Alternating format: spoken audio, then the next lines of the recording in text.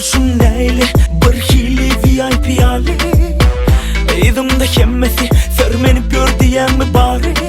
Doğdun bana şeker Bana boğazandan yeter Bu şarkı şu şeyden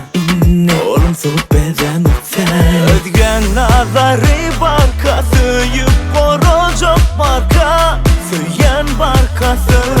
Yolunu Yüreğine girmeye ait yer var mı bana Bana tarafı dürüse çala Uçup vararın yanına Yüreğine girmeye ait yer var mı bana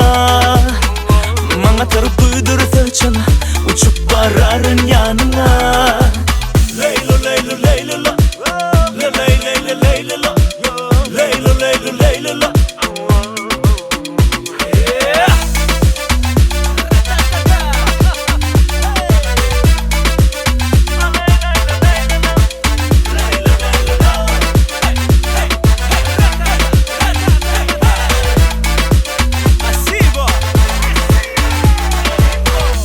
Bolsun neyle bir hili VIP ali Eydimde hemmesi sermenip gör diyen mi bari Doğdun bana şeker Bana boğazandan yeter Bu şarkı şu şeyden Oğlum soğuk beden öter Ödgen nazarı barkası Yük borocak marka Söyyen barkası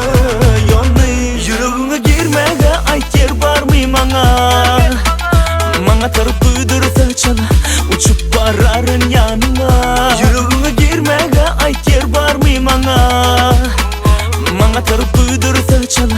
Uçup vararın yanına Leylo leylo leylo la Leylo leylo leylo la Leylo leylo leylo la